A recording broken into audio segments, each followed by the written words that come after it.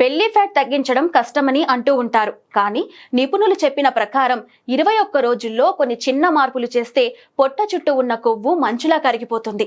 ఉదయం గోరువెచ్చని నీళ్ళల్లో చియా సీడ్స్ లేదా జీలకర్ర వేసి ఆ నీరుని తీసుకోవాలి. ఇలా చేయడం వలన జీర్ణశక్తి పెరుగుతుంది. రాత్రి ఆలస్యం చేయకుండా నిద్రకు 3 గంటల ముందే తేలికపాటి ఆహారం తీసుకోవాలి. ఇందులో కూరగాయలు, ప్రోటీన్ ఎక్కువగా ఉండేలా చూసుకోవాలి. ఫలితంగా మెటబాలిజం పెరుగుతుంది. భారీ వర్కౌట్లు చేయడం కంటే రోజు మెట్లు ఎక్కడం, బ్రిస్క్ వాకింగ్ లాంటివి శరీరానికి ఎంతగానో ఉపయోగపడతాయి.